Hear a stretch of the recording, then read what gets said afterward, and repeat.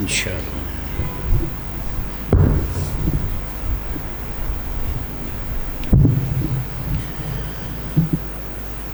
لا حول ولا قوة الا باللہ العلی العظیم.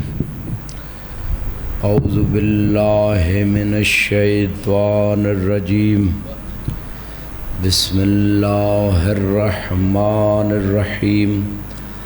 الحمد للہ رب العالمین باری الخلائق اجمعین والصلاة والسلام علی اشرف الانبیاء حبیب قلوبنا و طبیب نفوسنا ابی القاسم محمد صلی اللہ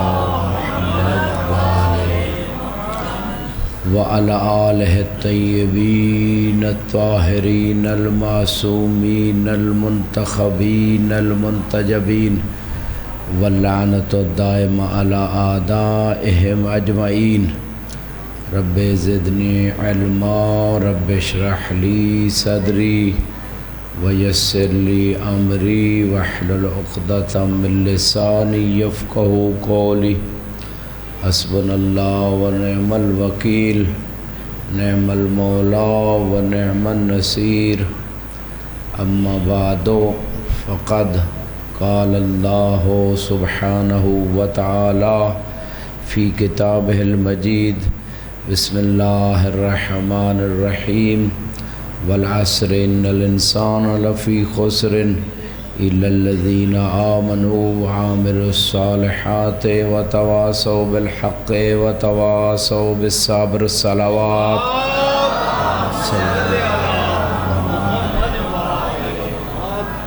اللہم صلی علی محمد.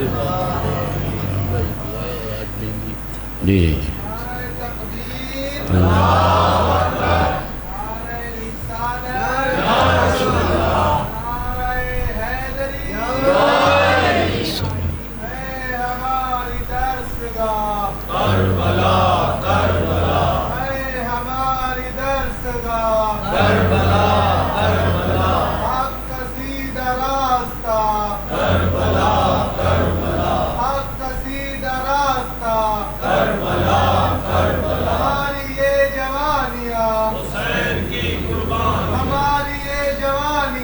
حسین کی قربانی.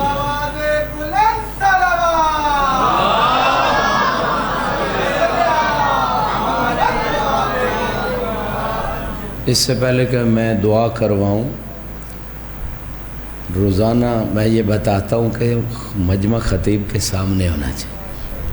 آداب مجلس میں سے ہے کہ وضو کر کے آئیں، قربتاً اللہ کی نیت سے آئیں اور خطیب کے سامنے بیٹھیں. آپ شیعوں کو روزانہ ایک بات بتانی پڑے، ایک بات، تو پھر تو امام زمانہ کے ظہور میں تاخیر ہو جائے گی نا. ایک درود بھی پڑھیں اور آگے بھی آ جائیں. اللہم صلی علی محمد وآل محمد. سید وسیم اختر کاظمی اور ان کے اہل خانہ، سید افتخار حسین شاہ صاحب اور ان کے اہل خانہ، سیدہ نگہت سلطانہ کاظمی، سیدہ فرحہ ناز کاظمی، پروردگار سے دعائے بحق کے مریض کربلا، ان مریضوں کے لیے اور بھی جو مومنین مومنات مریض ہیں انہیں شفائے کاملہ عاجلہ عطا فرما. جو بے اولاد ہیں ان کو اولاد نرینہ عطا فرما. جو مقروض ہیں ان کے قرضوں کو غیب سے ادا فرما.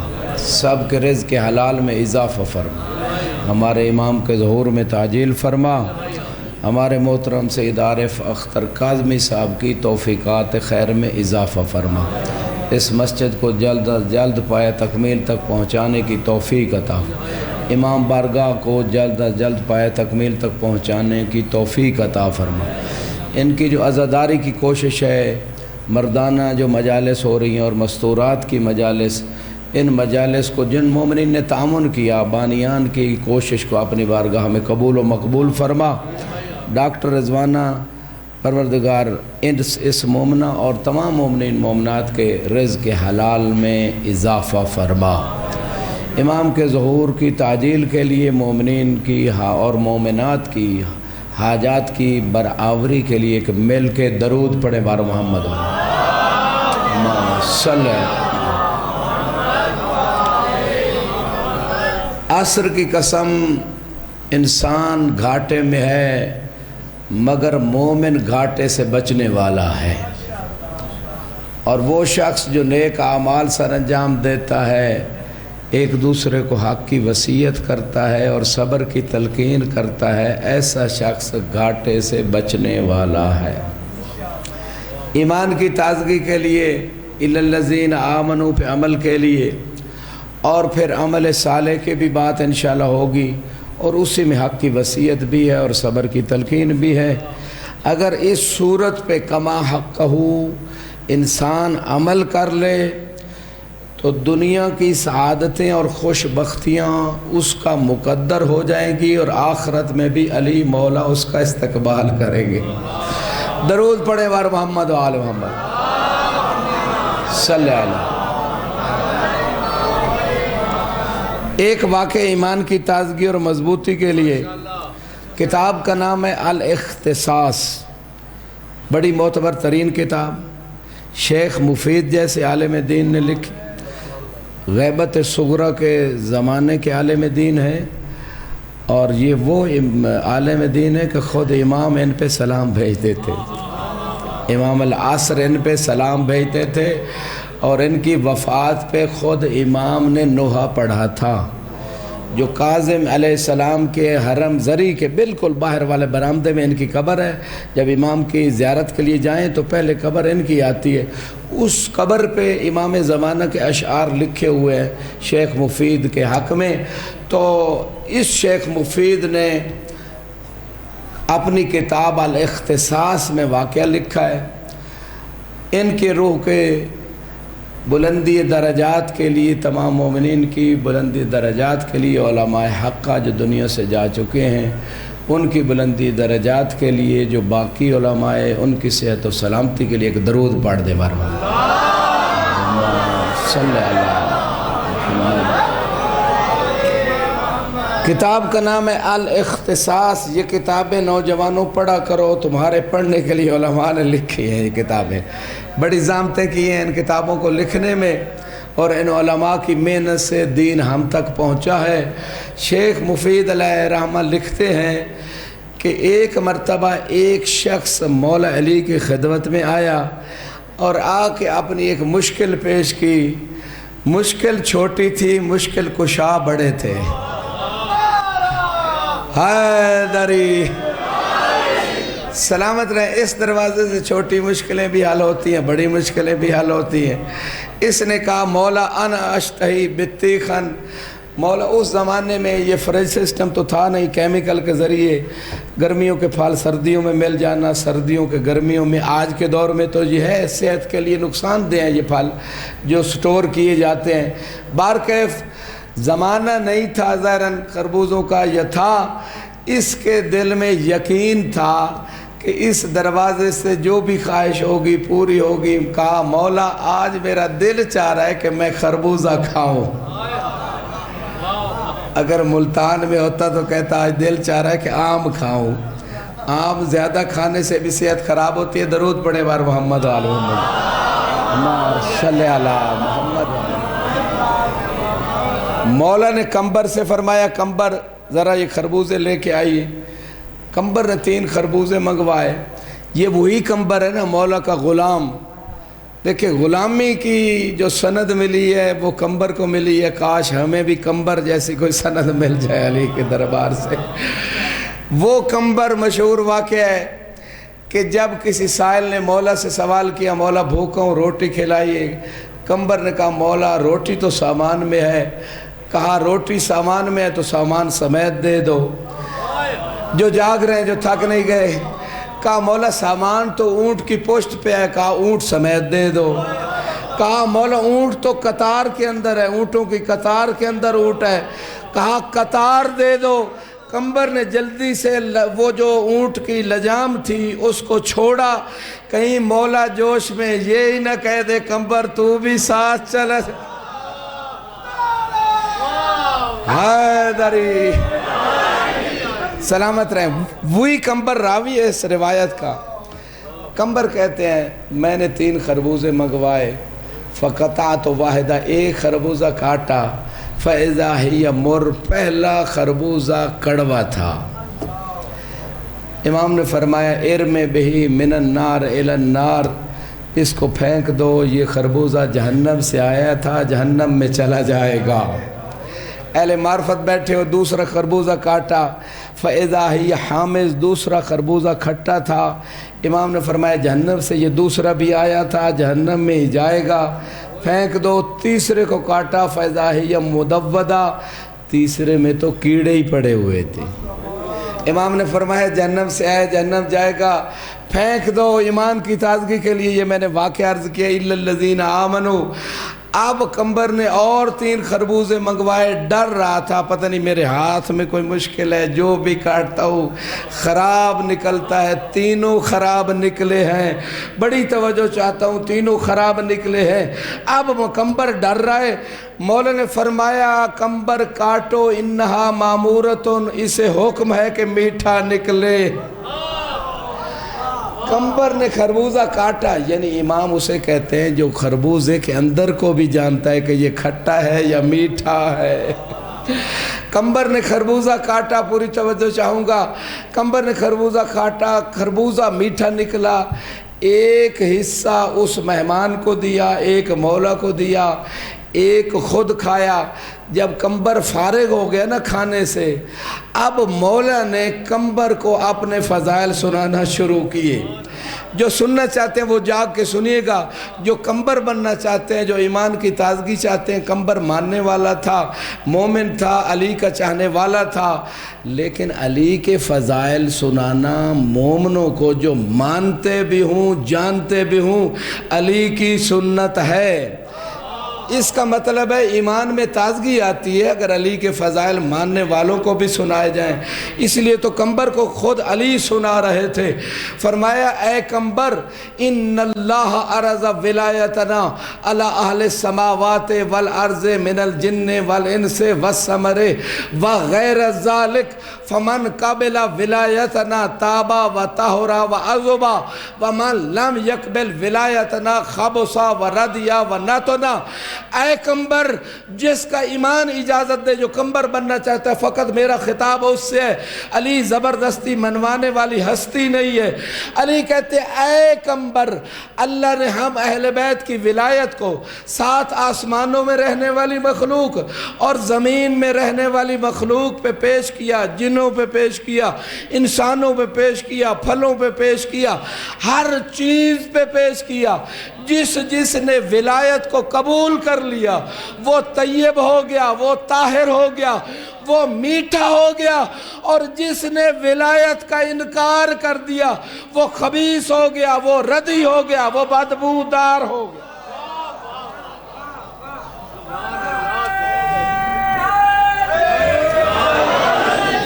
سلامت رہے، سلامت رہے۔ جتنی بڑی فضیلت اور جتنا میں نے زور لگایا اکیلے بندے نے، آپ اتنے بڑے مجمع نے ایسا ہی نعرہ لگایا، مجھے ذرا انصاف ہے۔ حیدری، مل کے دونوں ہاتھ بلند کر، یا علی،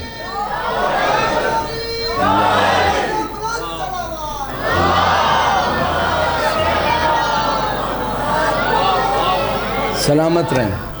تو جس نے عقیدہ ولایت و امامت کو قبول کر لیا ہے اس کو کبھی برا نہ کہنا۔ امام کہہ رہے ہیں وہ بڑا طیب ہے، بڑا طاہر ہے، بڑا میٹھا ہے، اس کو کبھی برا نہ کہنا۔ درود پڑھیں بار محمد و آل محمد صلی اللہ محمد و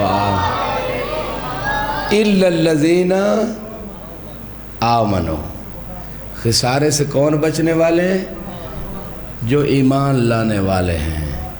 ایک روایت میں من شق فیکا فقد ہلک، رسول خدا فرماتے ہیں اے علی جس نے تیرے بارے میں شک کیا وہ ہلاک ہو گیا، جس نے تیرے مقام کے بارے میں شک کیا وہ ہلاک ہو گیا۔ امام زمانہ علیہ السلام کے بارے میں ملتا ہے، درود پڑھے امام کی ذات صلی اللہ علیہ وسلم۔ چونکہ امام فیصلے اپنے علم سے کریں گے، گواہوں سے نہیں کریں گے۔ باقی انبیاء داؤد علیہ السلام کے علاوہ گواہوں سے فیصلے کرتے تھے، علم ہوتا تھا، لیکن حکم خدا ایسا تھا کہ جیسے گواہ ہوں گے، گواہ ثابت ہو جائے تو پھر فیصلہ ہوگا، ورنہ نہیں۔ امام زمانہ جب پوری دنیا میں عدالت قائم کرنا چاہتے ہیں، جس نے گھر میں گناہ کیا ہو، سڑک پہ کیا ہو، جہاں کیا ہو، امام اپنے علم سے فیصلہ کر دیں گے۔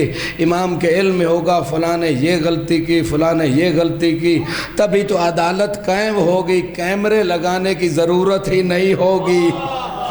امام کے اصحاب جو ہیں ان کو اللہ نے اتنی طاقت دی ہوگی کہ وہ اپنے ہاتھ میں دیکھیں گے، مسئلے کا جواب سامنے ہوگا۔ امام کے اصحاب پانی پہ چلتے ہوئے نظر آئیں گے۔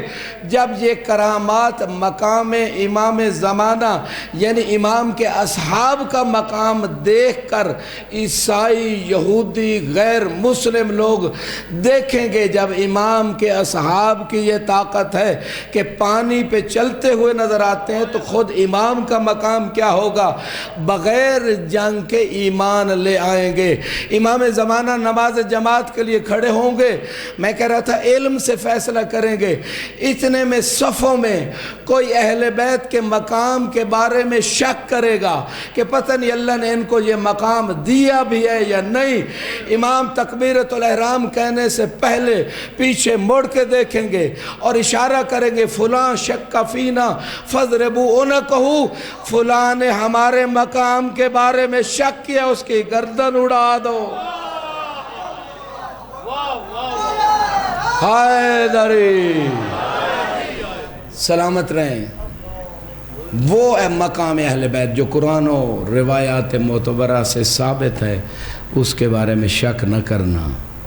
ایک اور واقعہ آپ لوگوں کے ایمان کی تازگی کے لیے اگر سننا چاہتے ہیں تو درود پڑھ دیں۔ صلی اللہ محمد وآلہ۔ بعض معتبر کتابوں میں ہے کہ یہ جو چاول کا دانہ ہے، رسول خدا فرماتے ہیں انہو اقر للہ بالوحدانیہ، کھانے والی چیزوں میں سب سے پہلے جس نے اللہ کی وحدانیت کا اقرار کیا وہ چاول کا دانہ تھا۔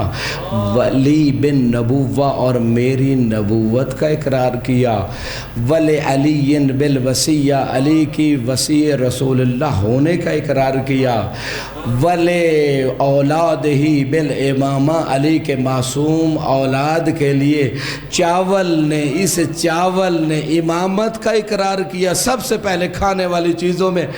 فرمایا وَلِلْمُوَاحِدِينَ بِالْجَنَّةِ، اسی چاول نے اللہ کی وحدانیت کے اقرار کرنے والوں کے لیے جنت کا اعلان کیا تھا۔ یہ ہے چاول۔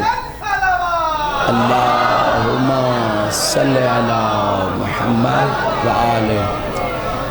آپ کے ایمان کی تازگی کے لیے ایک اور واقعہ جو اہل سنت علماء نے بھی لکھا ہے۔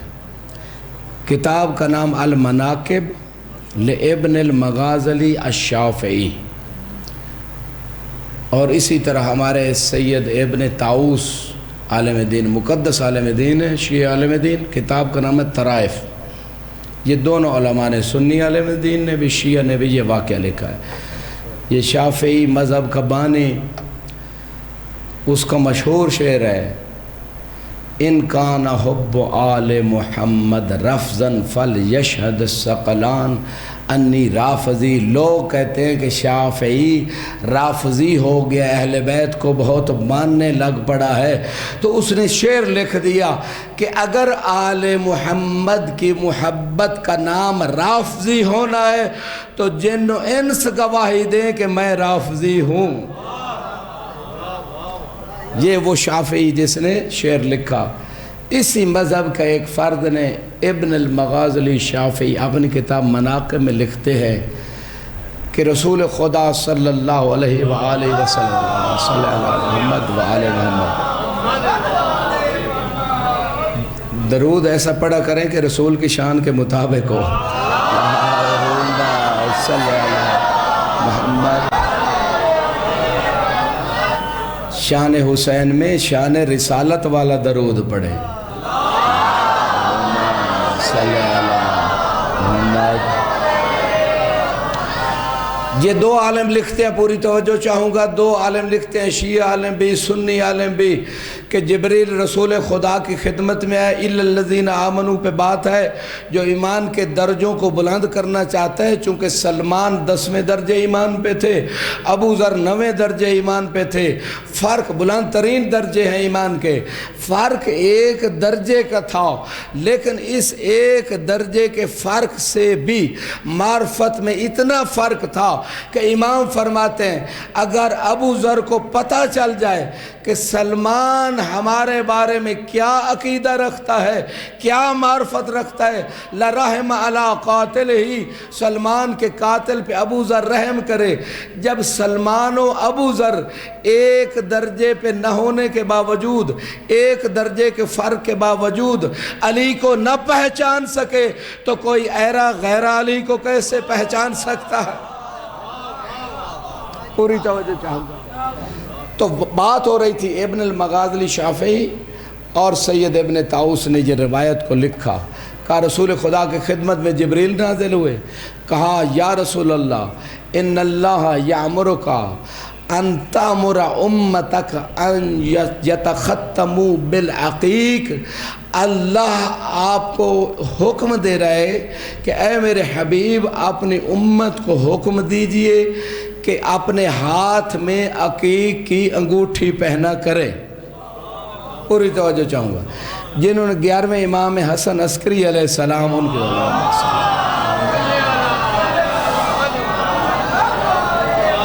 مشہور فرمان ہے علامات المومن 5، مومن کی کتنی علامتیں ہیں؟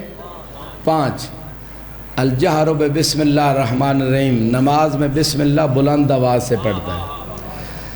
والتختم بالیمین، دائیں ہاتھ میں انگوٹھی پہنتا ہے، مومن کی علامت ہے۔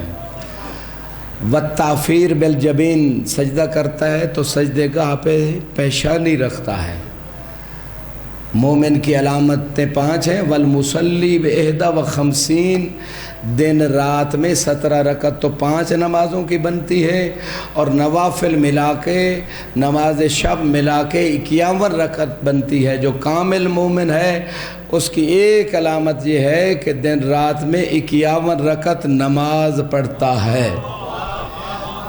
وزیارت الاربعین، مومن کی 5ویں علامت یہ ہے کہ مولا حسین کے چہلم کی زیارت کے لیے جاتا ہے، اس میں بھی ہے تختم بالیمین، دائیں ہاتھ میں انگوٹھی پہنتا ہے۔ رسول خدا فرما رہے ہیں اب یہاں پہ ایک بات آ گئی کہ مومن بسم اللہ کو بلند آواز سے کیوں پڑھتا ہے؟ کچھ لوگوں نے علی کی دشمنی میں شاہ صاحب پہنچ گئے، شاہ صاحب پہنچ گئے، جو نہیں پہنچے میں ان کو پہنچا کے دم لوں گا، چونکہ غدیر والے راستے میں بھٹکتے نہیں ہیں، غدیر والے پہنچ کے دم لیتے ہیں، لہٰذا کسی دشمن علی نے بسم اللہ کو نکالا نماز سے، بھئی کہاں سے علی کو نکالو گے؟ صراط مستقیم علی ہے، نماز میں صراط مستقیم علی ہے، کہاں سے علی کو نکالو گے؟ نماز سے نکالو گے، قرآن سے نکالو گے، حدیث سے نکالو گے۔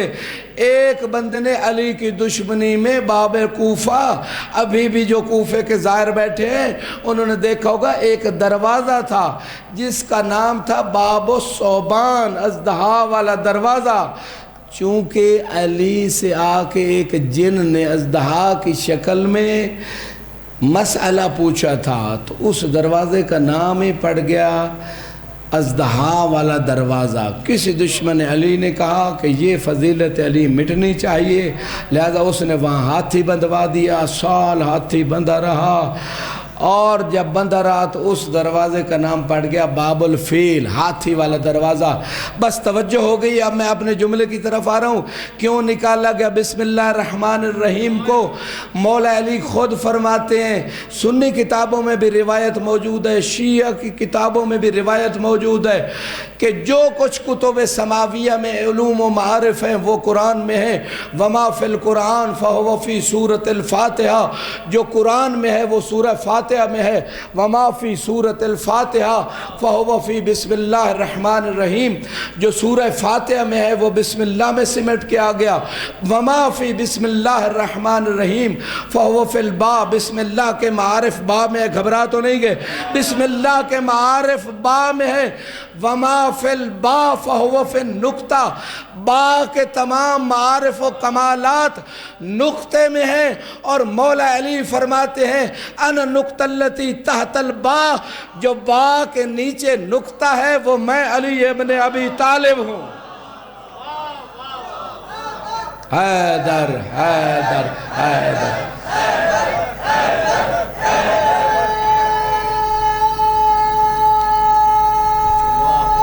حیدری سلامت رہے۔ توجہ ہو گئی، واقعہ ختم کر رہا ہوں ایمان کی تازگی کے لیے۔ جبریل آئے اللہ کے رسول کے پاس، عرض کی یا رسول اللہ، اللہ فرما رہے اپنی امت سے فرمائیے کہ انگوٹھی پہنے عقیق کی، کیوں؟ اللہ کہہ رہے لِأَنَّهُ اقر لی بالوحدانیت وللرسول بالنبوت ولعلی بالامامت ولعلی ولاولادہ بالامامت ولشیعتہ بالجنت۔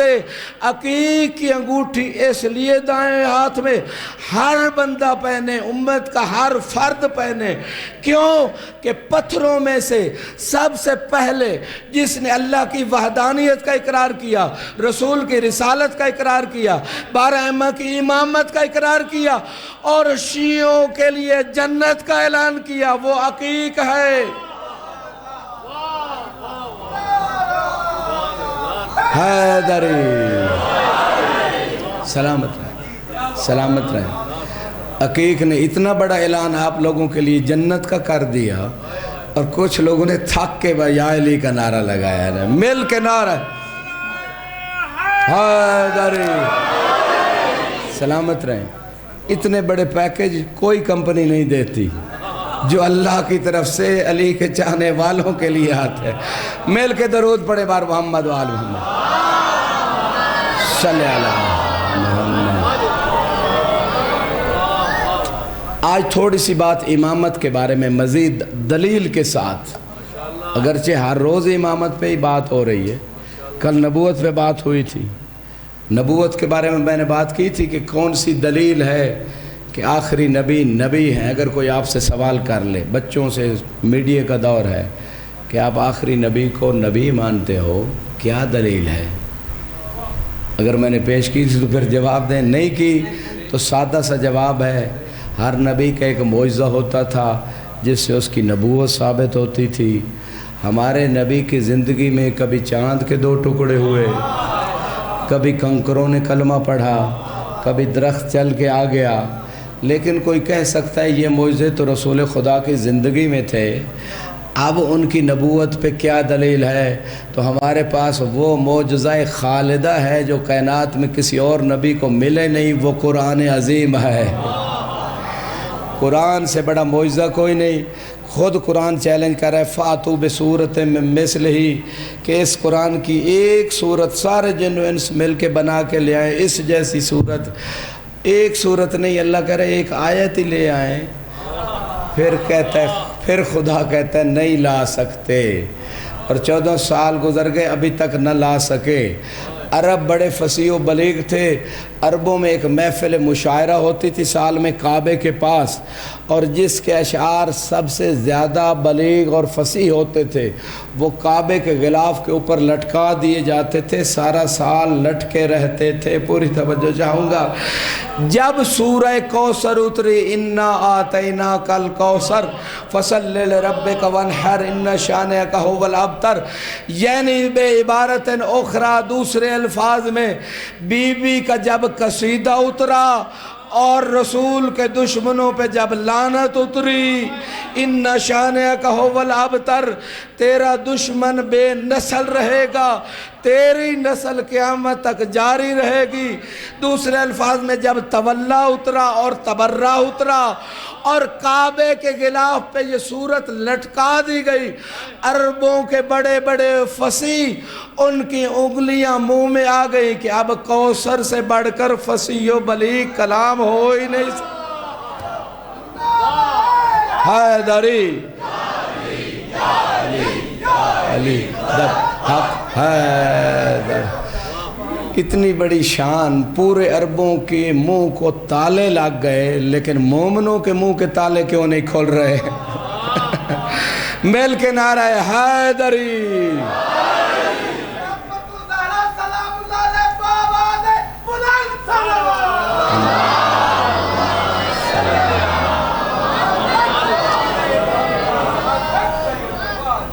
تو یہ ہے دلیل نبوت کے اوپر. آخری نبی کی نبوت کے اوپر دلیل کیا ہے؟ کیا دلیل ہے؟ قرآن معجزہ خالدہ آخری نبی کی نبوت پہ. چند ایک باتیں حقوق العباد الا الذین آمنوا وعملوا الصالحات. عمل صالح کب بنتا ہے؟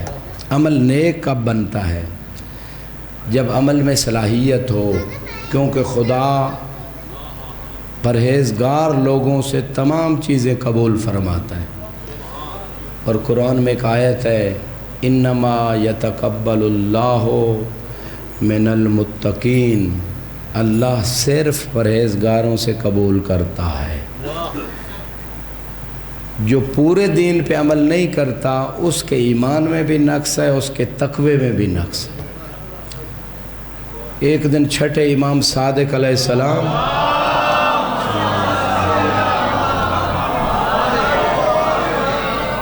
کے ساتھ آپ کا ایک صحابی جا رہا تھا. اس نے اپنے غلام کو بلایا، شاید اس نے نہ سنا ہوگا یا توجہ نہ کی. اس نے اس کو گالی دے دی، یا ابن فلانا، اے فلانا کے بیٹے. امام غضبناک ہوئے کہ میں تجھے پرہیزگار سمجھتا تھا، تو پرہیزگار نہیں ہے. کہا یہ تو یہودیہ کا بیٹا ہے. میں نے تو اس وجہ سے کہا. امام نے کہا ہر قوم میں نکاح ہوتا ہے، تو انہوں نے اس کی ماں کو گالی دی. اور روایت کہتی اس کے بعد اس بندے کو امام کے ساتھ نہیں دیکھا گیا. لوگ ایسے ہی گالیاں دینا شروع کر دیتے ہیں، وجہ ہی نہیں ہوتی. سورہ نور روایات میں ہے کہ مومنات سورہ نور لازمی پڑھیں. یوسف پڑھنا مکروہ ہے مستورات کے لیے، نور پڑھنا ڈبل ثواب ہے اس کے ترجمے کے ساتھ. سورہ نور میں ان الذین یرمون المحصنات ثم لم یأتوا باربع شہداء. جو پاک دامن عورتوں پہ بہتان و تہمت لگاتے ہیں اور ان کے پاس 4 عادل گواہ نہیں ہیں، حاکم شرعی کے پاس، امام نبی یا مجتہد جامع شرائط کے پاس لے جانے کے لیے کوئی 4 عادل گواہ نہیں ہیں. فَجْلِدُوهُمْ 80 جلدہ. کتنے کوڑے مارنے کا قرآن نے حکم دیا ایسے بندہ جو منہ کھولے کسی مومن یا مومنہ دونوں کے بارے میں، مومن یا مومنہ کے بارے میں.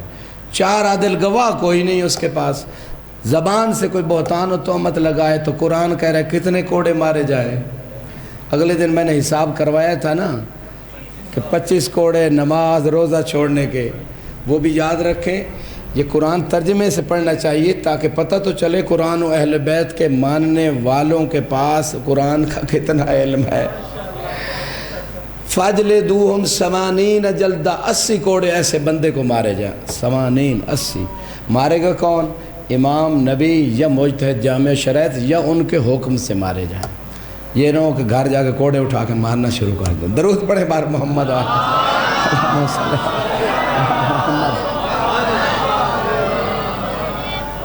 اور فرمایا وَلَا تَقْبَلُوا لَهُمْ شَهَادَةَ أَبَدًا. جو کسی مومن مومنہ پہ بہتان تہمت لگاتا ہے اور اس کے پاس 4 عادل گواہ نہیں. عادل وہ ہوتا ہے جو پورے دین پہ عمل کرے، سمجھے بھی، وہ ہے عادل شریعت کے نگاہ میں. اس دور میں عادل تلاش کرنا بھی آسان نہیں ہے جو حالت ہو چکی ہے.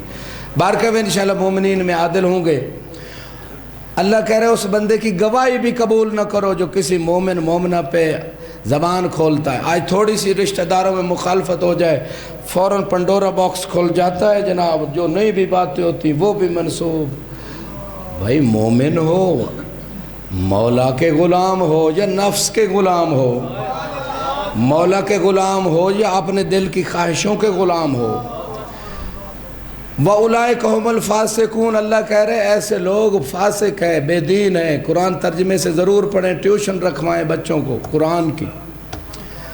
اسی سورہ نور میں دوسری آیت ہے، ان الذین یرمون المحصنات الغافلات المؤمنات، کہ جو لوگ بہتان و تہمت لگاتے ہیں ایسی پاک دامن عورتوں پہ کہ جو غافل ہیں، جو مومنات ہیں، لعنوا فی الدنیا والآخرہ، ان پہ دنیا میں بھی اللہ کی لعنت ہے اور آخرت میں بھی اللہ کی لعنت۔ یہ میں نہیں کہہ رہا، قرآن کہہ رہا ہے۔ وَلَهُمْ عَذَابٌ عَظِيمٌ، قرآن کہہ رہا ہے ان کے لیے بہت بڑا عذاب ہے۔ اگر توبہ کر لیں، اللہ سے بھی استغفار کریں، جس مومن مومنہ پہ بہتان لگائے اس سے بھی معافی مانگے، چلو ذکر نہ کرے کہ میں نے یہ کہا تھا، اگر نہیں پتہ اس کو، کہا میں نے آپ کے حق میں کوتاہیاں کی ہیں، مجھے معاف کر دے، اگر وہ کرے گا تو معافی ہوگی، ورنہ لعنت پڑ رہی ہوگی اللہ کی، اور دنیا میں اور آخرت میں، اور عذاب ہے جب تک وہ معاف نہیں کرے گا۔ اب ہر مومن و مومنہ پاک دامن ہے، کوئی نہیں کہہ سکتا کہ فلاں ایسا ہے فلاں ایسا ہے، الا کہ 4 عادل گواہوں سے امام یا نبی یا مجتہد جامع شرائط کے عدالت میں ثابت ہو جائے کہ فلاں نے یہ جریمہ کیا ہے، گھبرا تو نہیں گئے؟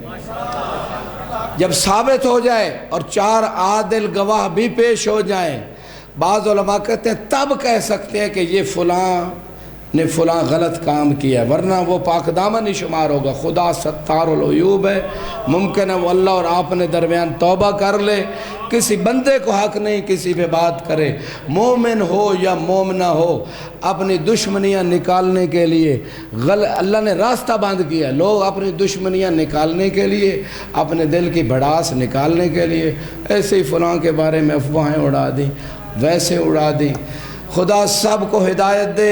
اِلَّا الَّذِينَ آمَنُوا وَعَامِلُوا الصَّالِحَاتِ، جو لوگ ایمان لے آئے وہ خسارے سے بچنے والے ہیں، اور وہ خسارے سے بچنے والے ہیں جو نیک اعمال سر انجام دیتے ہیں۔ درود پڑھے بار محمد والے۔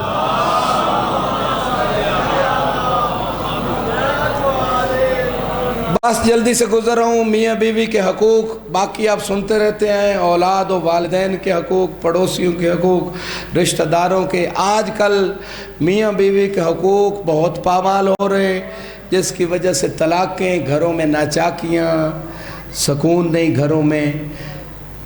بیوی کے حقوق میں سے ہے کہ اپنی وسعت کے مطابق اسے گھر، لباس، رسپیکٹ تو دونوں کا حق ہے، اور اسی طرح اذیت نہ دینا، انسلٹ نہ کرنا، یہ تو بنیادی سب کے حقوق ہیں۔ لیکن بیوی کے حقوق میں سے ہے ہفتے میں اگر 2 دفعہ دے سکتا ہے تو گوشت دے، اس کا علاج کی ضرورت ہے علاج کروائے۔ لیکن ان سب حقوق کے باوجود واجب ہے مستور پہ، قرآن کہہ رہے ہیں لا یبدین زینتہن، اپنی زینت کو ظاہر نہ کریں۔ زینت کیا ہے؟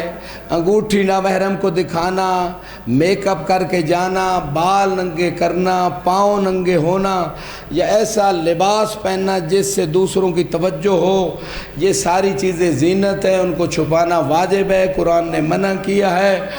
اور یہ ہے مستورات جو کربلا سنتی ہیں، جو مجالس میں جاتی ہیں۔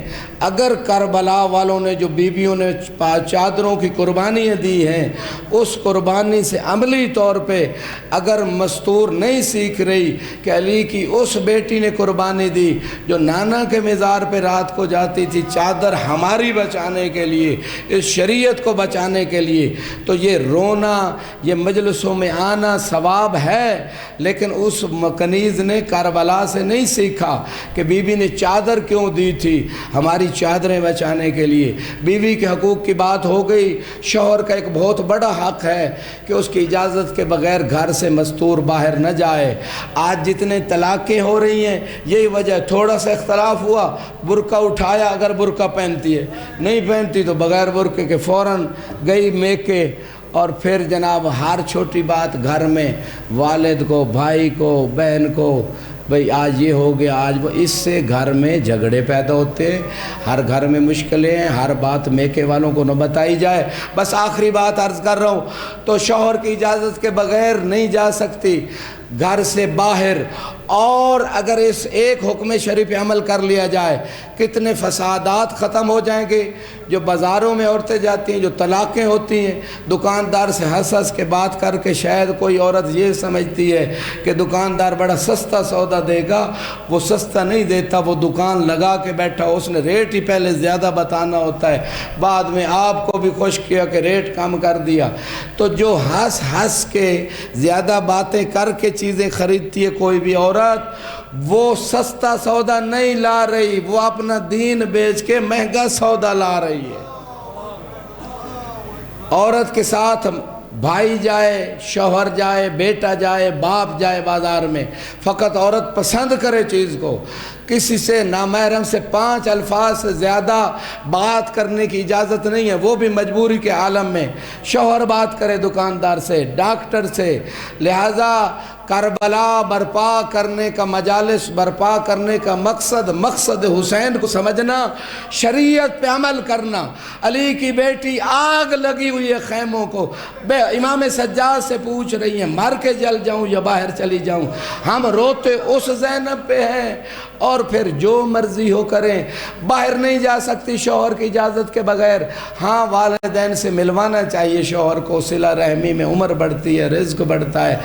آخری بات، رسول خدا کے زمانے میں ایک مومنہ عورت تھی، شوہر گھر سے باہر تھا، باپ بیمار ہوا، مومنہ تھی، اس نے کہا شوہر تو اجازت موجود نہیں ہے، رسول خدا کی خدمت میں پیغام بھیجا، اجازت دے میرا شوہر نہیں ہے، کہا انتظار کر شوہر کا، باپ فوت ہو گیا، پھر پیغام بھیجا، کہا شوہر نہیں آیا، رسول خدا نے فرمایا انتظار کر، گھر میں انتظار کر شوہر کے آنے کا۔ تو رسول خدا نے فرمایا کہ جب اس عورت کا باپ دفن ہو گیا، جبریل آ گئے، یا رسول اللہ اس مومنہ نے اللہ کی بھی اطاعت کی اور شوہر کی اجازت کے بغیر باہر نہیں گئی، آپ کی بھی اطاعت کی، اسی اطاعت کی وجہ سے اللہ نے اس مومنہ کو بھی بخش دیا ہے، اس کے باپ کو بھی بخش دیا ہے۔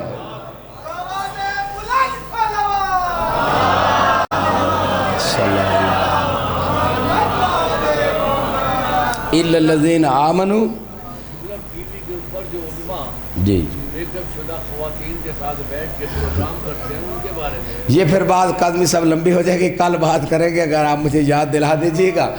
تو بات یہ ہو رہی ہے اس مقام پہ کہ جب علی کے فضائل پڑھے جائیں تو جتنے جوش سے نعرہ اور درود ہوتا ہے، جب اِلَّا الَّذِينَ آمَنُوا وَعَامِلُوا الصَّالِحَاتِ، جو نیک عمل کرتے ہیں، وَتَوَاصَوْا بِالْحَقِّ، اللہ کہہ رہا ہے ایک دوسرے کو حق کی وصیت کرو، جو اس صورت پہ، حکم قرآنی پہ، اللہ کے حکم پہ یقین و ایمان رکھتا ہے اور عمل کرنا چاہتا ہے، وہ درود بھی ویسا پڑھے۔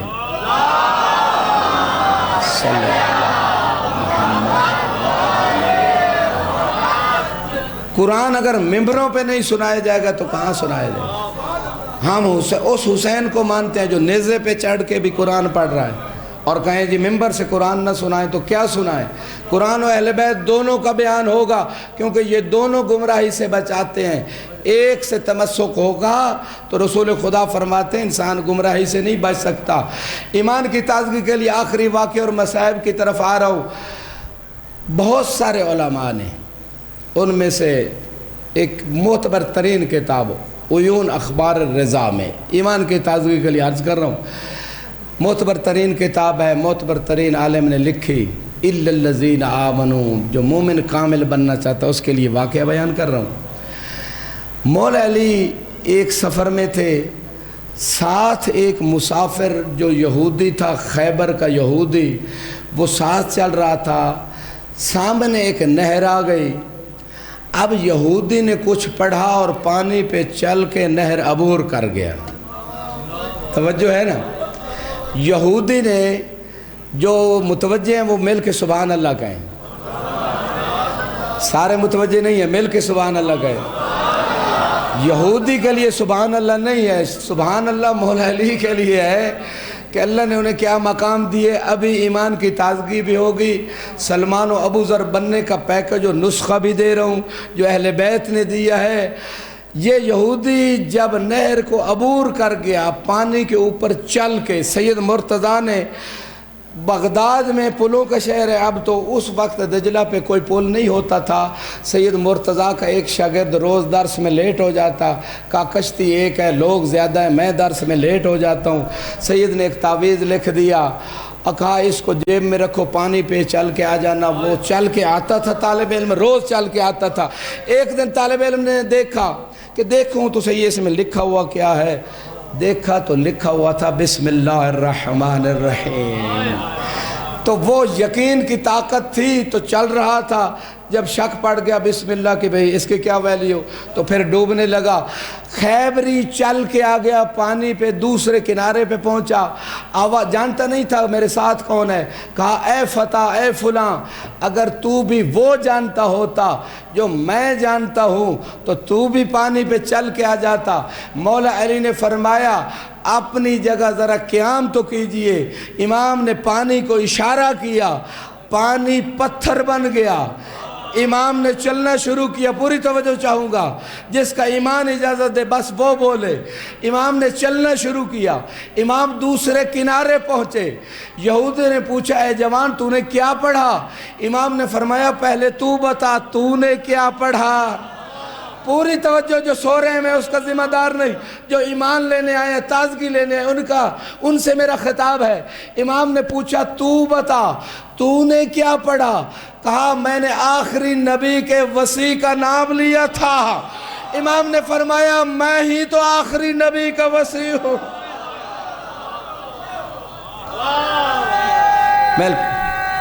مل کے دونوں ہاتھ بلند کر کے سلامت رہے۔ میں ہی وہ آخری نبی کا وصی ہوں جس کا نام لے کے تو نے پانی کو عبور کیا ہے۔ یہ تو خیبری تھا، اب یہودی۔ عمار کا بس ایک واقعہ آپ کی محبتیں دیکھتے ہوئے، عمار کے اوپر قرضہ تھا بہت زیادہ، قرض خواہ مطالبہ کر رہے تھے۔ امام کی خدمت میں آیا، مولا یہ پتھر پڑے ہیں آپ ذرا فرما دیں یہ سونا ہو جائیں۔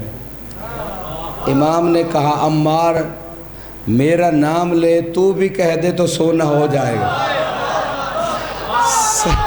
مل کے حیدری، عمار نے مولا کا نام لیا۔ روایت کتاب قطرہ میں مختلف معتبر کتابیں موجود ہے، روایت کا نام اس امام کا نام لیا، پتھر پہ پڑا، پتھر سونا بن گیا۔ اب امام نے فرمایا اتنا لینا جتنی ضرورت ہو، کہیں آخرت میں اجر کم نہ ہو جائے۔ عمار نے کہا مولا اب پتھر ہے، یہ سونا تو بن گیا، سخت ہے، اس کو اپنی ضرورت کے مطابق علیحدہ کیسے کروں؟ امام نے فرمایا بتایا نہیں، میرا نام لو۔ سلامت رہے۔ عزت خدا نے دی، مصائب امت نے دیے۔ آج اس شہزادے کی شبیہ برآمد ہونی ہے کہ جس شہزادے کو شہادت کا بڑا شوق تھا۔ شب عاشور امام نے خطاب فرمایا، کہا چلے جاؤ یہ فقط میرے خون کے پیاسے ہیں۔ صحابہ نے کہا مولا اگر 70 مرتبہ بھی زندگی ملے چھوڑ کے نہیں جائیں گے، قربان ہوں گے۔ قاسم گھبرا گیا کہ چچا لوگوں کو بھیج رہا ہے، کہیں مجھے بھی نہ بھیج دے۔ کھڑا ہو کے کہتا ہے ایڑیوں کو اوپر اٹھا کے، چچا کیا میرا نام شہداء کی لسٹ میں موجود؟ امام نے دیکھا نا قاسم کا جذبہ شہادت، ایک سوال کیا کیف تجد الموت، قاسم تجھے موت کیسے لگتی ہے؟ کہا چچا احلی من العسل، مجھے شہد سے بھی زیادہ میٹھی لگتی۔ امام نے فرمایا قاسم فقط تیرا نام ہی شہداء کی لسٹ میں نہیں، تیرے بھائی علی اصغر کا نام۔ بڑے پرانے عزادار بیٹھے ہو، مجھے زیادہ جملوں کی ضرورت نہیں ہے۔ 3 دن کا مہمان ہے زہرا کا لاڈلا۔ لوگ کہتے ہیں نا جسے رونا نہ ہے رونے کی بھیک مانگے، اہل بیت کریم گھرانہ ہے۔ عزادارو لوگ کہتے ہیں کہ 7ویں محرم کو پانی بند ہوا، میں نے محقق علماء و مراجع سے سنا ہے 7ویں کو پانی بند نہیں، پانی ختم ہو گیا تھا۔ جب قاسم نے سنا نا عزادارو کہ میرے بھائی علی اصغر کا نام بھی شہداء کی لسٹ میں ہے، بہنوں بیٹیوں کے لیے جملہ کہہ رہا ہوں، گھبرا گیا، غیرت ہاشمی جاگ گئی، کہا چچا علی اصغر میدان میں جا نہیں سکتا، نہ تلوار اٹھا سکتا ہے، نہ جنگ لڑ سکتا ہے، علی اصغر تو میدان میں جا نہیں سکتا، کیا یہ ظالم خیموں میں آ جائیں گے؟ اجرکم اللہ، اجرکم اللہ، بڑے حوصلے سنتے آئیں۔ عزادارو آ گئی 10ویں کا دن، جناب قاسم کو ساری رات ماں سمجھاتی رہی، بیٹا سب سے پہلے تو میدان میں جانا۔ ہر ماں اپنے بچوں کو یہ سمجھا رہی تھی، کیوں؟ تاکہ روز قیامت رسول کی بیٹی کے سامنے میں کہہ سکوں تیرے بیٹے سے پہلے میں نے اپنا بیٹا قربان۔ اجرکم اللہ، اجر قرآن عزادار بیٹھے ہو۔ عزادارو جناب قاسم آئے ہیں امام حسین کی خدمت میں، جو ابھی تک سوچ رہے ہیں، میں نے روایت میں آنکھوں سے پڑھا ہے عزادارو، جب قاسم نے موت کی اجازت مانگی، امام حسین علیہ السلام نے قاسم کی گردن میں بازو ڈالے، فَاتَنَقَهُ وَجَعَلَ يَبْكِيَانَ حَتَّى غَشِيَ عَلَيْهِمَا، امام حسین نے قاسم کی گردن میں بازو ڈال کے چچا بھتیجا اتنے روئے کہ غش کھا کر کربلا کی زمین پہ گر پڑے۔ عزادار اجرکم اللہ، اجرکم اللہ، میں کہتا ہوں وجہ کیا تھی کہ مولا حسین کیوں اتنا روئے؟ وجہ یہ تھی کہ امام کو امام حسن یاد آ گئے تھے، کہا قاسم تو میرے بھائی کی نشانی ہے، میں تجھے کیسے الوداع کروں؟ امام حسن کے تیر یاد آئے، امام حسن کے جگر کے اجرکم اللہ، اجرکم اللہ، بڑا گریہ ہوا۔ بس چند جملے عزادارو، 2 ایسی ہستیاں کربلا میں جسے مولا حسین نے الوداع کرتے ہوئے اتنا گریہ کیا کہ غش کر گئے، ایک کا نام علی اکبر ہے، دوسرے کا نام قاسم ہے۔ عزادارو قاسم سے کہا تجھے اجازت نہیں ہے، سنو گے عزادارو قاسم نے کیا کیا؟ قاسم نے کہا اے میرے چچا جان، تو دشمنوں میں گھر چکا ہے، میں کیسے قربانی پیش نہ کروں؟ امام نے پھر جملہ کہا اتمشی برجلک الی الموت، قاسم قدموں پہ چل کر موت کی طرف جا رہے ہو۔ عزادارو جناب قاسم نے، میں نے روایت میں پڑھے، کبھی مولا حسین کے ہاتھ چومتے تھے، کبھی پاؤں پہ گر پڑتے تھے، کہتے تھے چچا حسین اجازت دیجئے۔ اب جب حسین نے اجازت دی ہے تو عجیب رنگ سے قاسم کو بھیجا ہے، امامے کے 2 پیچ کھولے، ایسے امامہ باندھا جیسے میت کو تحت الحنک اجرکم اللہ، اجرکم اللہ، شرم نہ کر، ایسے امامہ باندھا جیسے میت کو تحت الحنک باندھی جاتی ہے۔ امام نے قاسم کے لباس کے ایسے 2 ٹکڑے کیے اور لباس ایسے پہنایا جیسے کفن پہنایا جاتا۔ اجرکم اللہ، شرم نہ کر، اجرکم اللہ، اجرکم اللہ۔ حسین نے قاسم کے گریبان کو چاک کیا، گویا حسین قاسم نہیں، قاسم کا جنازہ بھیج رہے۔ اجرکم اللہ، اجرکم اللہ، خدا کوئی غم اہل بیت کے علاوہ کوئی غم نہ دے۔ عزادارو جناب قاسم رخصت ہوئے، لڑتے لڑتے کیسے مقام پہ پہنچے؟ ابن نفیل ازدی ملعون کہتا ہے کہ میں اس جوان کی ماں کو اس کے غم میں نہ بٹھاؤں، تو سارے عرب کے گناہ میرے ذمے۔ عزادارو یہ ملعون بڑا گھوڑے سوار بھی تھا، تلوار چلانا جانتا تھا، یہ دوڑتا ہوا آیا، جناب قاسم پہ اس نے حملہ کیا، جناب قاسم سنبھل نہ سکے، ایک آواز دی، اے چچا جان میرا آخری سلام، اجرکم اللہ۔ عزادارو قاسم نے جب آخری سلام کیا، مولا حسین آئے جو پرسہ دینے کے لیے، ان کے لیے جملے کہہ رہا ہوں۔ قاسم جب زین پہ تھا تو قاسم تھا، جب زمین پہ آیا تو تقسیم ہو۔ اجرکم اللہ، اجرکم اللہ۔ جب زمین پہ آیا تو تقسیم ہو گیا۔ ارے حسین پہنچے قاسم کے لاشے پہ، اٹھا کے خیمے میں لائے ہیں۔ جب خیمے میں لائے، ایک طرف علی اکبر کا لاشا پڑا تھا، دوسری طرف قاسم کا لاشا جو ابھی تک نہیں رویا۔ حسین دونوں لاشوں کے درمیان لیٹ گئے، کبھی قاسم کے چہرے کو دیکھتے، کبھی علی اکبر کے چہرے کو دیکھتے۔ جب زیادہ دیر گزر گئی تو ام المصائب نے کہا، بھیا حسین، قاسم کی ماں انتظار میں ہے۔ اجرکم اللہ۔ بہنوں بیٹیوں کے لیے آخری جملہ، امام حسین خیمے سے باہر نکلے، قاسم کی ماں خیمے میں آئی، عجیب طریقے سے بی بی نے اپنے بیٹے کی مصیبت پہ گریہ کیا۔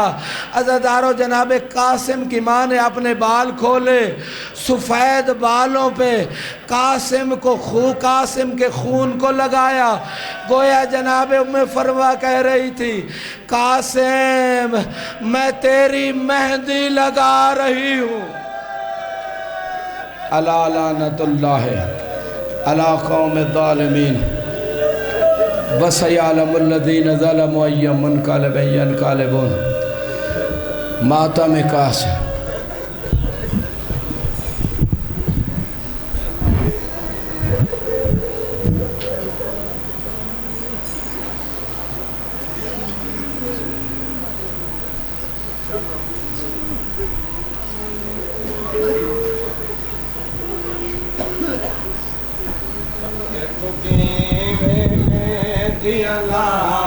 قاسم چن میرا تکین مہدی علاوہ، قاسم چن میرا تکین مہدی علاوہ، قاسم چن میرا